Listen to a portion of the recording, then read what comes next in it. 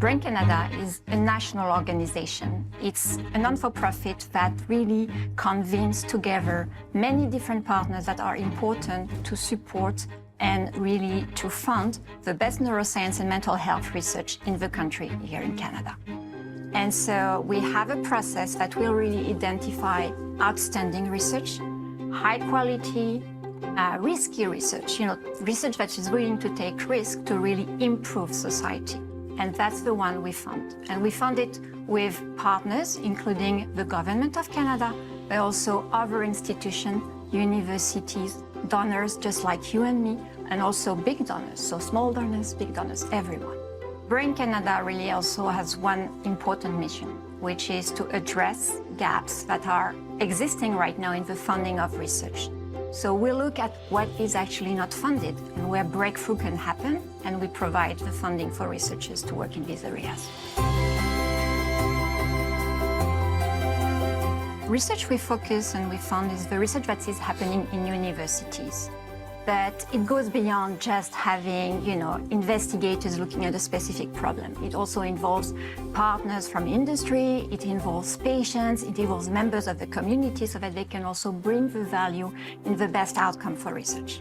Universities are a key element in driving new things to happen in the real world. That's where new ideas stem, that's where new ideas appear to really develop meaningful medicines and to really participate in finding new treatments and cures. What I'm the most proud of is that Brain Canada, as a foundation, has embraced open science.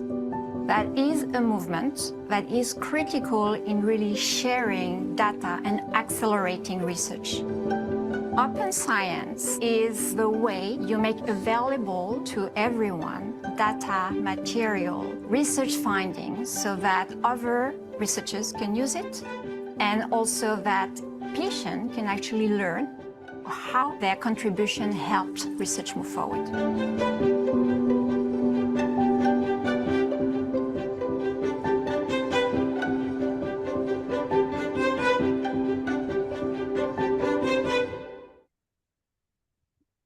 Hello, everyone. Thank you so much for joining us. Welcome now to kicking off our March Brain Awareness Week. My name is Kate Shingler, and on behalf of Brain Canada and our partner Healthy Brains, Healthy Lives, which is an interdisciplinary neuroscience program at McGill University, I'd like to welcome you to Caring for the Aging Brain, a conversation with researchers and caregivers. The event is 1 hour long. It will be recorded, and we will be sharing the recording with you. We are using the webinar format, so cameras and microphones are automatically turned off. Many of you have already submitted questions in advance. Thank you. What you will hear today are all popular questions that were submitted by you, the audience. And if you'd like to pose an additional question, please use the Q&A feature, and we will do our best to answer as many as we can in the time we have. I will now turn things over to our moderator, Dr. Jane Rylett, Scientific Director of the CIHR Institute of Aging. Thank you again for being here, and we really hope you enjoy today's discussion. Thank you so much, Kate. It is an absolute pleasure to be here today for this webinar. And thank you to the Brain Canada Foundation and Healthy Brains, Healthy Lives from McGill University for actually advancing this and bringing it to our audience today. I'm Jane Rylett. I'm the Scientific Director of the CIHR, Canadian Institutes of Health Research, Institute of Aging. I'm also a professor in the Department of Physiology and Pharmacology at Western University and a scientist at the Robarts Research Institute in the Translational Neuroscience group. I'm a cellular molecular neuroscientist by training and very interested in the aging brain, what can go wrong during the aging process that could lead to neurodegenerative diseases such as Alzheimer's disease, Parkinson's disease, and the various forms of dementia that can occur during the aging process, and looking for ways to actually solve some of those issues. And one thing that is extremely important is obviously caring for our brains as we age.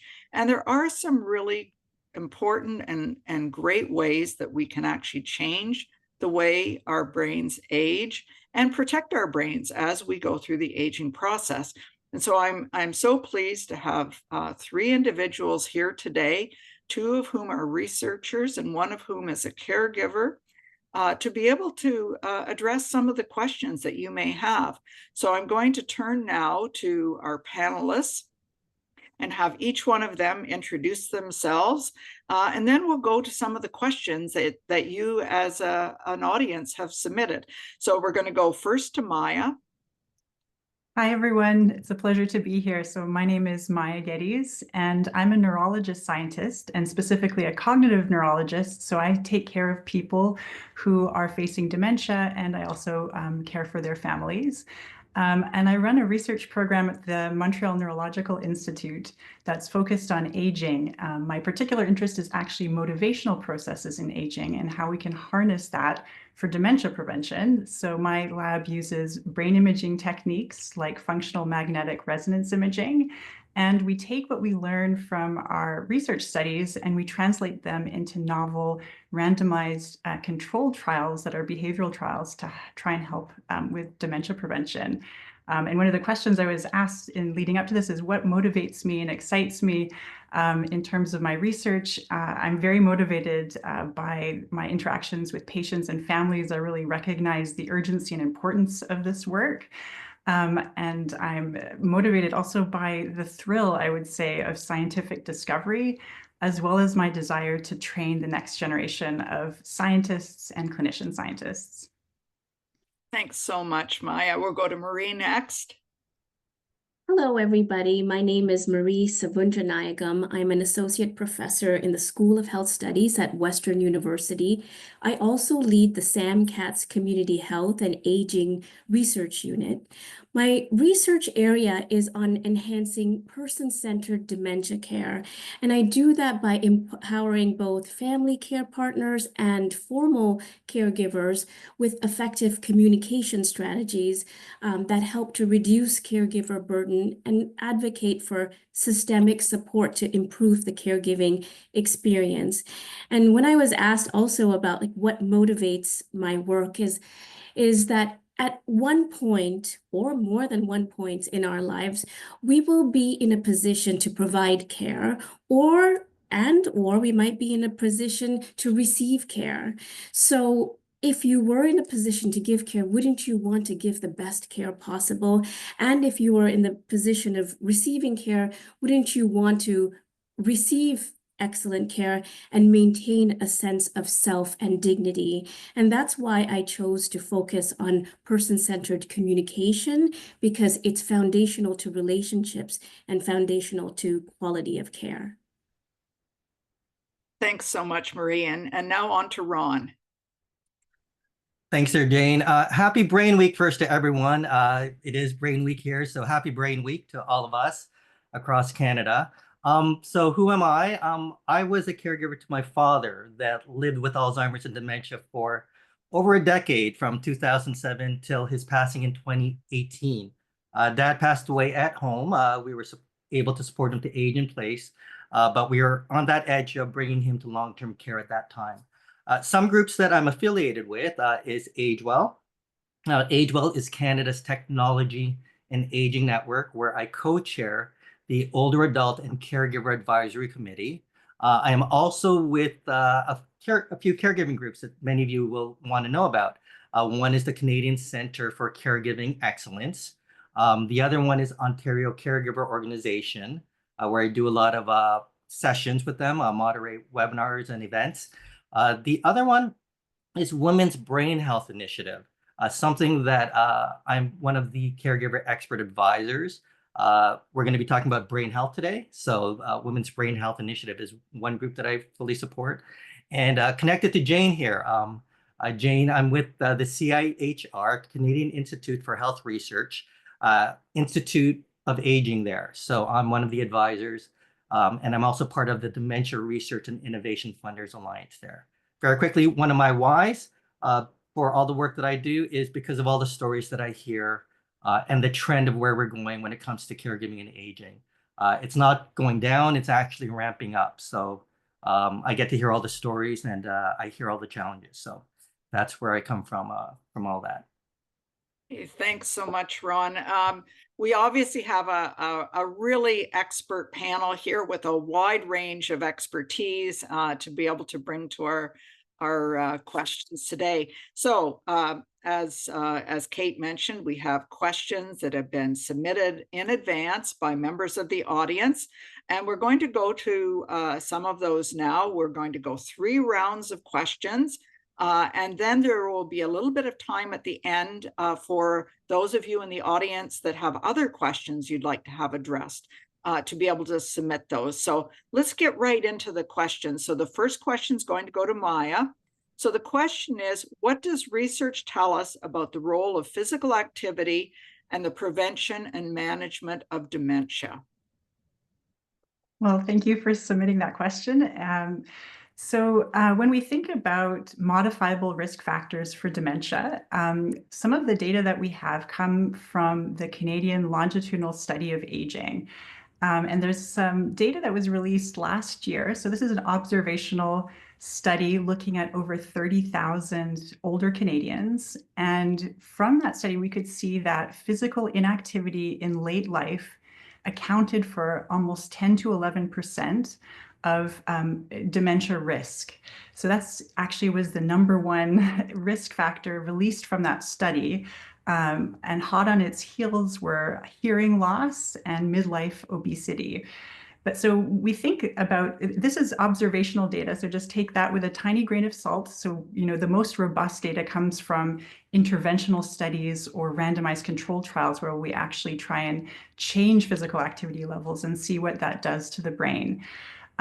But this data sort of suggests that physical inactivity is something that we really should target. And when we look at what older Canadians are actually doing, somewhere around 18% of older adults in Canada over the age of 70 are actually meeting the WHO, the World Health Organization, guidelines for physical activity. So that's trying to get about 150 minutes a week of moderate to vigorous physical activity. So this is activity where it's hard to carry a conversation or you're perspiring. So trying to get to that, so 20 minutes a day, 5 times a week is really hard.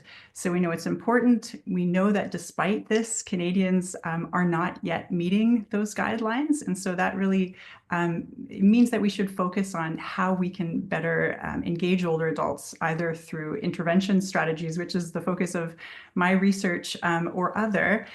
When we also think about how this might be, there's a number of mechanisms that physical activity works by in order to help brain health. So when we look at studies coming from humans or we look at animal research, we can see that when people engage or animals engage in physical activity, there's a release of different neurotrophic factors. So neuroplasticity, meaning the sort of malleable aging brain, is very much a feature. So despite being older or younger, you can still change the way your brain structure, your brain organization looks. So physical activity, there's some nice data showing that we can see different brain structural changes. We see different ways that the brain is organized. There's a decrease in neuroinflammation, which we know is also important for dementia propagation. And there's also an impact on things like vascular health. Vascular health is really sort of connected to physical activity. So all of these things, really point to the fact that physical activity is quite important. And we have evidence from some randomized controlled trials where we can sort of see, even after doses of like a year or even less, changes in brain structure. So changes in structures that are really important for memory, like the hippocampus, or changes in brain's areas that are important for goal-directed behavior and planning, like different parts of the frontal lobe. So yeah, there's sort of a growing evidence for this, but one of the focuses of my research is how to motivate people to change behavior. So that, I think, is like the next frontier, is how do we change behavior? And I think there's going to be a number of themes throughout today's webinar where there's the brain inside a body, so all the comorbidities, and that body is then inside a society or a context. And so the idea of social determinants or other factors beyond the individual become very important in sort of supporting behavior change. And that's certainly what some of my research is showing. Well, thanks, Maiya. That really kicks us off and gets us going and presages a number of the things that we're going to be talking about. So we'll go to Marie next. So the question then is, what practical tips can you share for caregivers who may be experiencing burnout and neglecting their own health needs? It's very common. Yeah, I'm so glad that somebody asked this question because caregiving does indeed have rewards associated with it, but also it has the difficult times. And so I thought I would answer this question by talking about a story. So let's take Nadia. Nadia is a high school teacher. She is caring, so she's got a job, a full-time job, but she's also caring for her mom, who's 90 years old, and she's got Alzheimer's disease. So she's feeling exhausted, trying to juggle both work and family and caregiving. And she does have some siblings, but she doesn't get that much support, and kind of feels very guilty about not doing more. And that's where this question about burnout and not, forgetting about self-care comes into play. So what I would suggest are four items. The first one is to seek support, but make it the right kind of support. So what our research has shown us is that sometimes caregivers do get support, but they're not satisfied with that support. And so in that scenario that I shared, Nadia has siblings, but that help every now and then, but what she really needs is ongoing, reliable support. So if you feel unsupported, even among your family group, your family support system, I would say the first thing is to try to have an honest conversation with family about the types of supports that would be meaningful. And that relates to my second point, which is to engage in psychoeducational programs. There's a program that is available, across the nation called Powerful Tools for Caregivers. And what that program teaches is how to engage in self-care as you're providing care to somebody else. And it also teaches you how to ask for help, because that's the one thing that's tough, right? You want to do it all, and most caregivers really go above and beyond when they're providing care. They never don't do enough, but they may feel that way. And so engaging in psychoeducation programs like Powerful Tools for Caregivers, as an example, is one way to learn, how can I ask that help? And that, first of all, that it's okay to engage in self-care. It's okay to take a little break. And sometimes that self-care can be 5 minutes a day to yourself, and then you sort of, ramp up to 10 minutes, and then maybe you get 30 minutes to perhaps engage in that physical activity that's really important. The third strategy, is, I would say, is to help shift your perspective. And this can be done with the support of other support groups or other organizations helping caregivers. Many caregivers do feel stressed and burdened, and sometimes it's helpful to reframe what you're doing, that first of all, you're doing an important job as a caregiver, that role is so important, and feeling some, confidence in being there for somebody else. And then the last point is to practice person-centered communication. So in one of the studies that I have with colleagues, it's called the conversation study, and we have conversation samples between a person with cognitive impairment and their family care partner. And what we are learning is that, sometimes caregivers do mean very well, but sometimes they engage in strategies that are helpful, and sometimes they engage in strategies that are not so helpful, such as testing, which is asking a question where you already know the answer. But that really doesn't build a relationship. It becomes more like, oh, do you know, testing to see if you know a specific date or something like that. So to summarize, First thing, seek the support, but make sure that it's support that you're satisfied with. Engage in these psychoeducation programs, shift your perspective, and practice that person-centered communication. Thanks so much, Marie. Absolutely wonderful recommendations there, and evidence-based as well, which is absolutely the right point. We'll move on to Ron. So Ron, what role does engaging in the creative arts play in protecting a caregiver's brain health? Is sharing one's caregiving story through writing, painting, photography, music, or other forms beneficial? So thanks for that question, whoever submitted that. It's a question that I actually love. Before I give my response, I'm smiling here because when I hear both Dr. Maiya and Dr. Marie speak, I didn't know what their questions were going to be. And a lot of my responses, and I have a feeling the trend is, as we get into this, we're going to be supporting each other with many of the same responses. So for me, one example would behavior change. Okay, so Dr. Maiya, that's a big one for me, which I'm going to reference here. And then the other pieces are reframing, Marie. That's something that caregivers need to work on.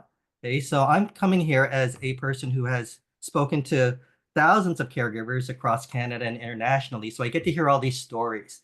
And to answer the question, the two questions, I'm going to answer the second one first, about sharing one's caregiving story, whether that's through writing, through creative arts, whatever that is. I will always say that caregiving is not a one-person activity. The best caregiving is usually a team, okay, of others. And many times caregivers, I was guilty of that as well, was trying to be Superman, do it all by myself, or Wonder Woman, or you pick your superhero. But then when it really got better for me is when I increased my team and trusted others. Sometimes it's being an only child. You have to kind of go out and seek other supports, the neighbors, the community. And part of that is being vulnerable. So that's where I kind of start this response, a little bit of vulnerability to share. It's hard for caregivers to share, to express that, hey, I'm dealing with challenges. I need some help. You could do that through creative arts. Okay? You could do that through stories. A lot of people do that. You're going to see that sometimes on social media, people posting, just something that they're being challenged with. That's creativity in my opinion, sharing it through an image, through a video. So my response is yes. I've seen a lot of people through creative arts express themselves to take care of their brain health. Okay, they might not be realizing that they're doing that. There's so much happening in a caregiver's mind. Kind of need to let it out. Okay, you need to kind of get some of that out so you could fill it in with some better stuff. Okay, so what role does engaging in the creative arts play? A person who grew up playing the piano, I did conservatory, then I forgot about it, so I still tinker. That helped me, while I was caregiving during the day. I'm a person who likes to do video editing and photography and tell stories through that. So that's another creative way. There is no one specific path of how to use creative arts, but it is something quite beneficial. And I think, for example, Dr. Maiya, maybe you can bring this up, but I love to look at the senses, all the 5 senses that we deal with. The 2 that I'm going to really suggest that I notice a lot of people speak through when they're talking about caregiving is visual and auditory, is what they hear and what they see.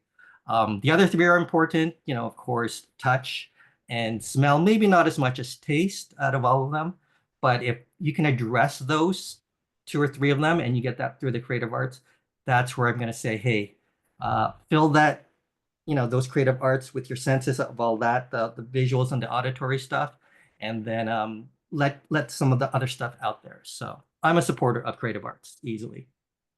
Well, thanks so much, Ron. That will undoubtedly give people in the audience some new ideas and potentially new tools to work with. We're going to go back to Maiya now. So Maiya, the question is, social prescribing is finally gaining attention and action. How do you see this fitting into current healthcare landscape to possibly improve the quality of life for persons living with dementia? That's a great question. And Ron, I really enjoyed your answer also to the arts-based. I just wanted to add one thing to arts-based approaches, which is that they sort of transcend language and cultures. I'm collaborating on a project that works on arts-based and participatory methods for dementia prevention in rural African and Montreal contexts. And it's really exciting to see some of these methods, apply on sort of a global perspective and scale. And then coming back to this really interesting question of social prescribing. So when we think about the toll of social isolation on dementia and mental health, it's quite large to the point of being almost the same as some of the other risk factors like hypertension or smoking. So it doesn't always get the traction that it deserves. So the importance of social health and social connectedness really comes back to this theme of social determinants of health. And as a healthcare system, and myself as a cognitive neurologist practicing in that healthcare system, we are particularly equipped to deal with individuals and medical problems through a certain lens. But the importance of social isolation, and not only social isolation, which is your number of contacts, but also how you perceive them. So this is loneliness, a perception that even if you have tons of people around you, you feel lonely. So this is kind of the qualitative and the quantitative aspects of your social environment. And we know that both of those features, the qualitative, the feeling of loneliness, or the number of social contacts, are both related to your risk of dementia. And again, this is coming from data from a Canadian context as well as international data. So it's very important then as practitioners and as communities and societies to have mechanisms to actually be able to make referrals specifically for social isolation or social needs. And this, brings up a number of sort of important pieces. The first is we know that public health spending on social services is related to a reduced incidence of medical comorbidities. And that's not just dementia, that includes asthma, that includes cardiac disease, that includes diabetes. So it's really important as societies that we start to think about, how we invest our health dollars, and, social practices and sort of social prescriptions become a really important feature of that. And then how do we deliver social care? So I think this is, and maybe an unmet need in Quebec, but also in the Canadian context. So some of the ways we might be able to do this is through technology. So there's a number of platforms that are trying to connect individuals with different resources. In Quebec, we have Ami Québec, the Réseau Fédération de l'Âge d'Or du Québec, the Réseau d'Information des Années du Québec. So we have a number of different organizations specifically focused on connecting individuals with workshops, resources, skills, networks of others, clubs, activities, and we know that these are really important for health. And at McGill, there's a number of initiatives, for example, even through the Department of Marketing. So Rylett has some really beautiful work on through economics and trying to sort of understand how we might use technology to personalize social prescribing. And I think that this is kind of an interesting and an important area for us to kind of consider. How might we make personalized social prescriptions? How might a provider do this? How can we link to community resources more effectively? How can we make community resources known to the public more effectively? So these are all outstanding questions, and I'd say unmet needs.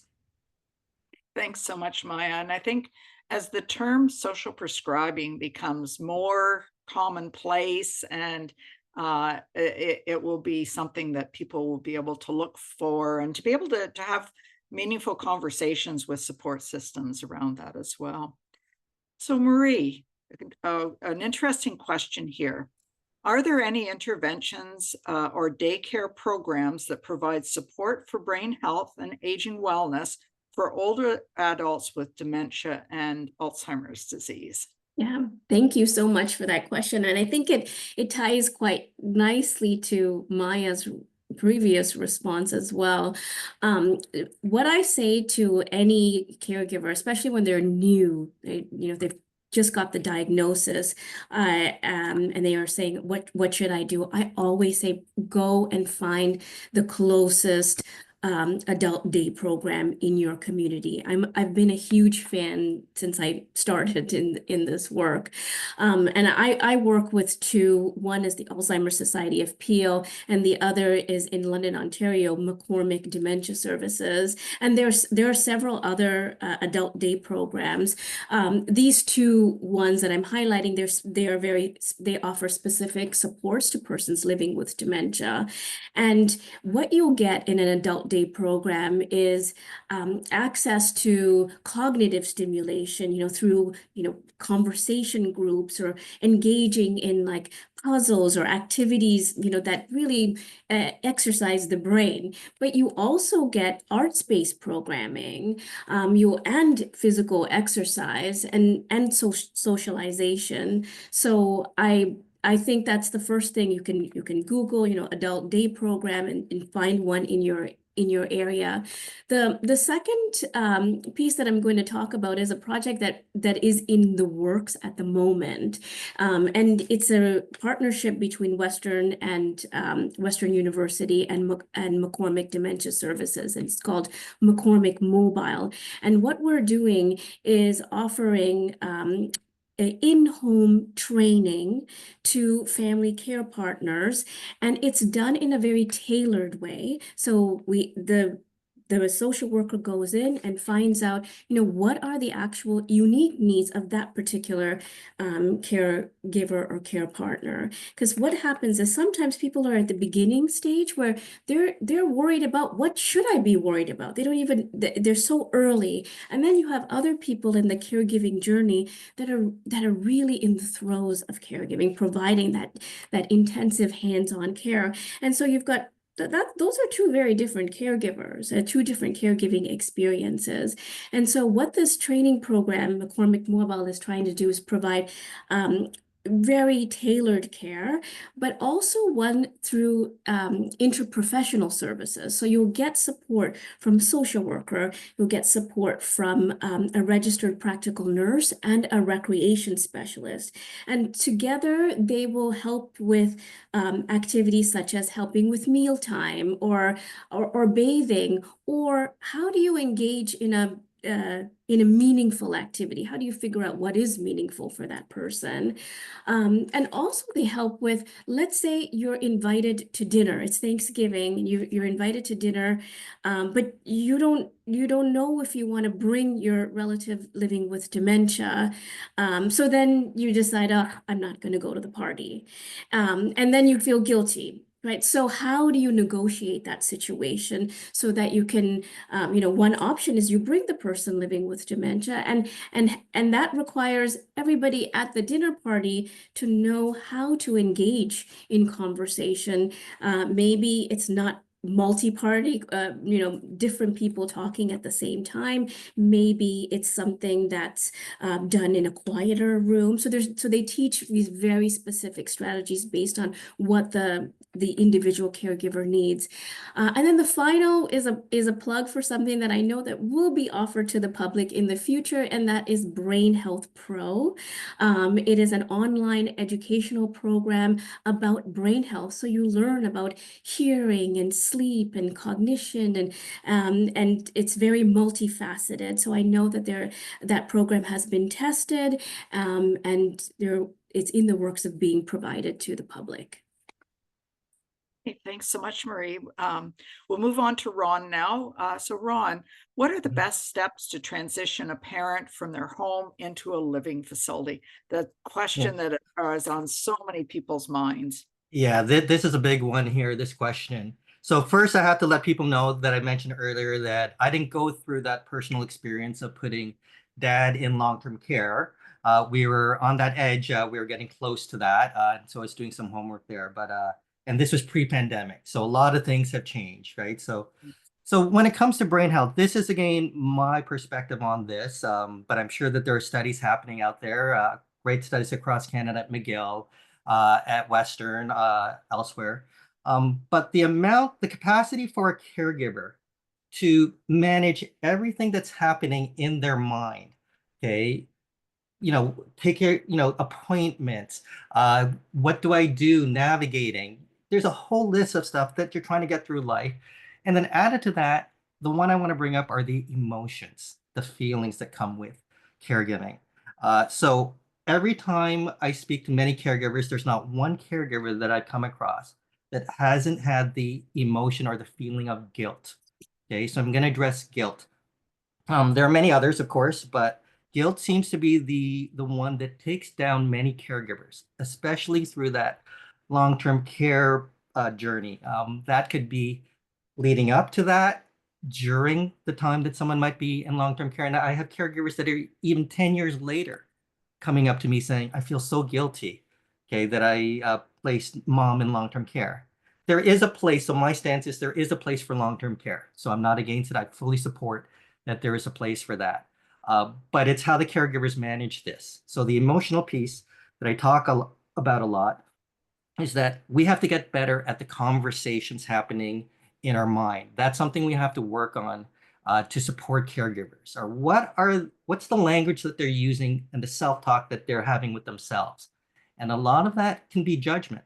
Okay, so for guilt, in my opinion, is simply a self-judgment of 4 words. And I haven't found anyone who's talked about it this way, but it seems to work for some caregivers. And I say, try this out for a month. It's a habit, okay? And if you don't want this habit, if it doesn't work for you, you can go back to your other language, okay? Sometimes it's simply just changing the words, okay? Or reframing, as Dr. Marie said earlier. For me, I will always say, take these 4 words out of your language, which would be good or bad, right or wrong. Okay, if you can replace those 4 words, because they're pretty much binary. They're like, I didn't do that right, wrong, Ron. They might say that to me. So then they're defaulting saying, I did something wrong. I did something bad. Okay, I said, no. Okay, reframe that to say, did I do what was best at that moment of time with all the education I knew, with the support that I had? That was the best decision of care that I could do for the person I'm caring for, and also for myself and whoever else is part of the care team. Okay. Many people default to saying that wasn't right, or that's wrong, or this is good or bad. I'm coming from a Catholic faith. I grew up with that, and it's good or bad, right or wrong. Okay. If we can shift that language to say, am I doing what is best? Okay. Even though it might not go well still. Okay. We have to kind of remove this guilt thing. Personally, after my 10 years, within 5 years, I said, guilt shouldn't be part of caregiving. Personal opinion, but for that to be removed, you have to kind of reshift that language. So that is what I'm going to address when it comes to long-term care, because a lot of people, I don't know one caregiver that has gone through it and doesn't have some kind of a guilt. Okay, so that is my tip around this. And again, self-talk, changing those habits, okay, and give that a try. Remove right or wrong, good or bad, and replace it with, did I do what was best, even though it might not go exactly the way I want it to go.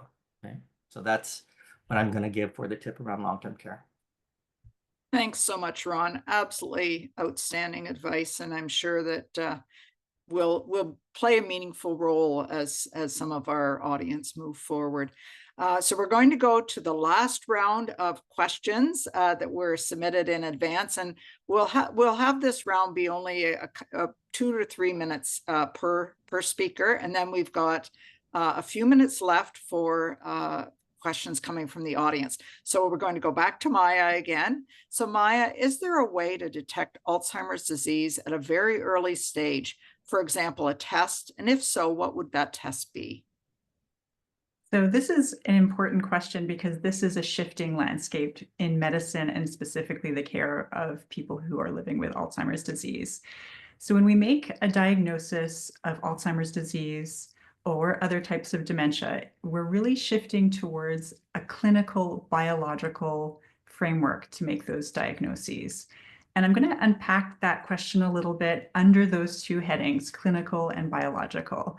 So in terms of biological evidence that supports the existence of Alzheimer's disease, There's a number of tests. None of them are diagnostic, meaning they help us understand risk and probability, but they're not a one-size-fits-all. And the picture is even more complicated because as we get older, the relationship between some of the pathological changes we see in Alzheimer's disease and their impact on cognition becomes less and less. So for example, over the age of 70, only about 25% of the variance in cognition is accounted for by some of these different proteins and pathological processes for Alzheimer's disease.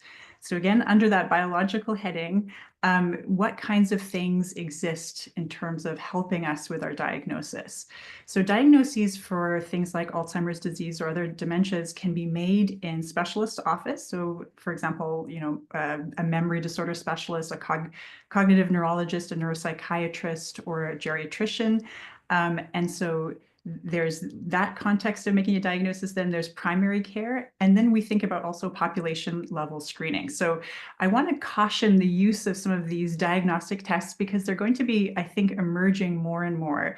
So we use tests that involve different types of brain scans or gathering fluid from the bottom of the spinal cord, so that fluid surrounding the brain. And now we're actually developing tests for these pathological markers that are blood tests. And I think these blood tests are going to be used more and more because they have predictive power. But I want to caution the use in population level screening. And we are also not yet at the stage where we have clinical care guidelines for these types of biological tests or even blood tests. So, if they're used in the community, we would end up with, a lot of false positives and a lot of sort of mismanagement. So I want to, be very cautious, and that's why it's important to always couple biological with clinical. So under the kind of clinical types of tests that we use different measures of people's behavior. We also use different measures of their cognition. And what we're trying to do as a field is really develop more sensitive tests that detect the disease at an earlier stage so that we might introduce treatments, or we're talking about different prevention strategies. We might introduce secondary prevention, so trying to prevent progression of someone who might be asymptomatic or just very minimally symptomatic. And the way that we're trying to do this is, moving away, for example, from pen and paper cognitive tests to computerized tests, and even leveraging new psychometric approaches to those tests. So rather than being tested within, the 30 minutes in your doctor's office, leveraging time or even using digital testing at home can potentially help this. We also know that Alzheimer's disease doesn't just affect cognition, it affects behavior. We focus very heavily on cognition, but the behavioral symptoms start way ahead. And so when we think of quote unquote like testing, some of the measures that are probably going to be more sensitive than the measures in a doctor's office are things that are your real world functioning. And what do I mean by this? So for example, there's interesting data coming from the States looking at financial diagnoses of Alzheimer's disease. So decision-making, for example, is impacted way before the diagnosis. And if you look at people's financial statements, up to 6 years before the diagnosis of Alzheimer's disease, people have missed bill payments, changes in their credit scores. We can even use driving as a digital marker. So we can see that people who are preclinical, meaning that they have pathological changes but no symptoms yet, change their driving. There's a lot of data looking at things like voice markers, so speech pauses, connected speech, even emotional reactivity and autonomic reactivity, as well as eye movements. There's a lot of emerging literature under the clinical diagnosis and under that clinical pillar, a number of things that might fall into our testing are ways that we might pick up the disease earlier. So those two things always need to go together, the biological and clinical, and we sort of have an emerging landscape of how that's going to be. And I would imagine in the next 2 years that some of these, blood-based biomarkers are likely to be used more routinely in clinical practice. But again, I would caution their use for population level screening or in primary care for this point. Thanks so much, Maiya. It's a very complex area and fast moving as well. So I'm sure we'll see lots of changes as we go through the next few years. Marie, I'm going to turn to you next. Now, this is a long question, and it's written from the perspective of a caregiver. So I'll read it as such. So I'm a caregiver to my husband who has cognitive impairment. To what extent should I encourage him to do activities which will stimulate his brain, and to what extent should I just let him be? He was an avid video gamer, but abandoned that quite a few months ago, and now no longer does the cryptic crosswords, which he used to do on a daily basis without fail. So what would your thoughts and comments be on this? Okay, so I think the answer is also embedded in the question. So the first thing that I would say is definitely encourage but not force. So research has suggests that, gently encouraging familiar activities instead of pressuring a person to do X, Y, or Z activity, that's much more effective than forcing. And if your husband is a avid video gamer, what you can do is have him engage in another activity that's similar, but maybe is less, requires less cognitive load, right? So that would be the first thing I would suggest. The second thing would be to change, modify the activity. So I'll give an example of somebody who loved playing chess, right? So a caregiver loves playing chess with her dad, and now he's having difficulty because chess requires a lot of strategy. So instead of playing the game, entirely the official way, she adapted it. So playing openly with pieces and playing collaboratively. So that's another way that you can still, the key is you still want to engage, and you want the person to engage, but much more important is you want to engage together. And then the last piece, again, linked to the person-centered communication strategies, is that, sometimes when you're playing a game and you're not as good as you used to be, and this can be for any activity as well, you can get frustrated. And that's one of the things that we've shown in our early work on communication. You're trying something, you get frustrated, and then you see some of those behavioral symptoms. And it's not because the person doesn't want to engage, it's because they're struggling perhaps with comprehension and following along with the instructions. So this is where it's really important to, avoid, patronizing communication, for example, saying, oh, you should have done it this way, avoid that kind of communication and use more validating communication and encouragement.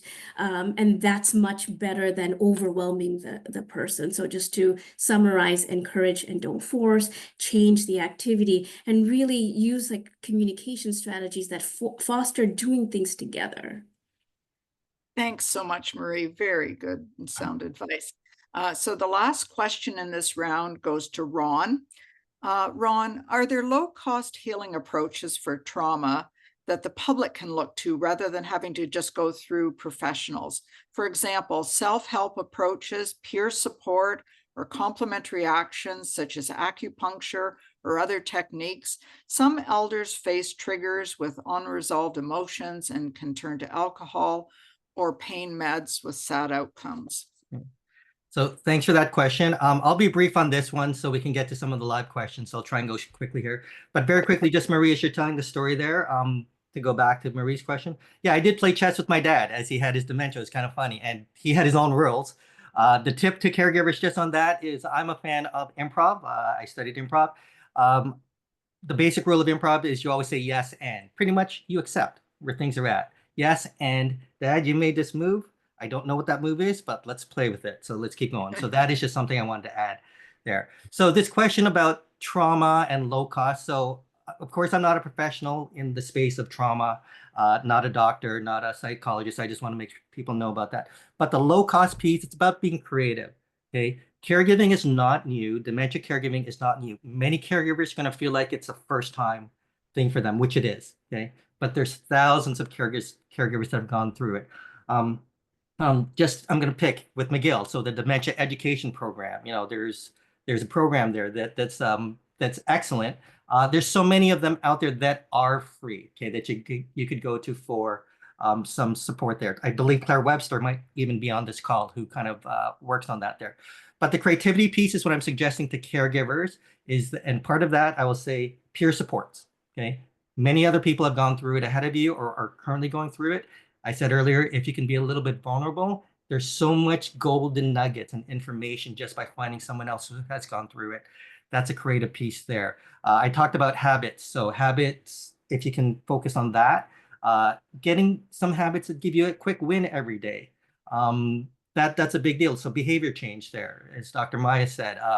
Can you get something as simple as just making your bed every day, and you start the day off, say, hey, that's a win. What other wins can I have during the day to kind of reshift that there? So the Women's Brain Health Initiative that I talked about earlier, we developed a Brain Fit app, something to check into for better habits for the brain. Okay, so that is just a few tips I'm going to throw out that's free out there. So that's a free app there. And many more, but yeah, I'll leave it at that for now. Okay, thanks so much, Ron. We've got about 9 minutes left that we can go to some of the questions that have been submitted online by the audience. One of them is actually a follow-up, Maiya, to your comments around social prescribing. And so just quickly, are social prescriptions accepted by OHIP or other medical insurance companies or different provincial plans? That's a good question. It's actually one that I don't fully know the answer to. So OHIP refers to the Ontario Prescribing Board. So I'm a practitioner in Quebec, so I'm not fully aware of what OHIP allows. I do know that there are some prescription programs that are specifically, linked to the healthcare system. One example in British Columbia is a social prescribing for natural sort of parks and recreation. And this has actually, had a big uptake with the health authority and is, supported and advocated through that authority. I think this is kind of an emerging area, so I'm not exactly sure yet as to what is covered or not. But as I mentioned earlier, the cost benefit of being able to support some of these programs is definitely in favor of being able to have people connected. And again, this is sort of an emerging area. Yeah, thanks, Maiya, and a great question. Some social prescriptions actually may not have a cost associated with them. Going for a walk and being in nature, just as an example, but certainly something that I think policymakers and the clinical communities need to address. Okay, so I'll just sneak in there quickly. Yes. That I think we're going to be putting a link to the Canadian Institute for Social Prescribing, which is leading this wonderful work here. Yeah, there should be a link coming up. Thanks so much, Ron. That actually would be wonderful. Okay, so I'm going to the top of the list, and unfortunately, we will not be able to make it to the bottom of the list based on the amount of time we still have remaining. This question is about any possible correlation between cognitive decline, brain decline after cancer and chemotherapy or other cancer treatments. So I think I'll go to Maiya for this one based on your clinical experience. Yeah, and I might actually try and address the first two on that list. So there's also a question about stroke and its relationship to absolutely dementia. So, this is really getting into the question of other comorbidities. And when we think about the impact of different disorders on cognition and cognitive decline in aging, we often think like Alzheimer's disease jumps to the top of our list, but I think it's really important to realize that, other medical comorbidities have a huge impact on late life cognition.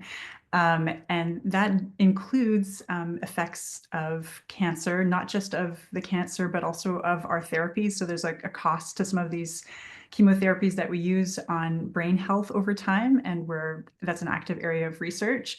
Other medical comorbidities ranging from diabetes, a number of vascular disorders, HIV, all have impacts on late life brain health. And then speaking to the question about having a stroke, so this is really now thinking about secondary prevention. So you've had, a vascular event, or you've had an MI, a heart attack. What happens next, and how do you protect your brain? So we know that vascular disorders really have an impact, and potentially a synergy with some of these other pathological processes like Alzheimer's disease. So taking care of your blood vessels is a really big part of brain health. And a lot of the things we've talked about in terms of dementia prevention, so some of these modifiable risk factors like physical activity, or even social engagement, cognitive engagement, they also have an impact on vascular health. And that includes things like sleep. So obstructive sleep apnea, for example, is a really important treatable, modifiable risk factor.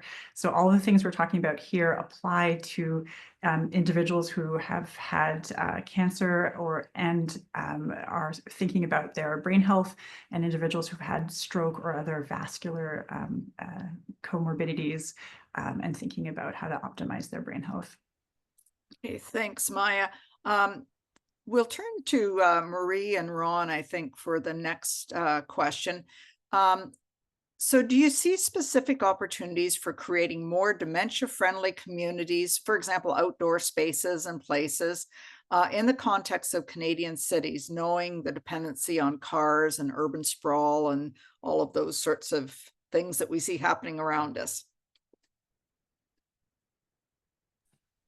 Yeah, I think we should take a community approach. So for example, the groceries, think about all the places that people would go, like the grocery store, the banks, or the pharmacists, as three examples, right? How much do those the people that work in those three locations know about communicating, for example, with persons living with dementia, or preventing, or just noticing, is there financial abuse, or is there something going on with their medication that maybe the instructions are not clear?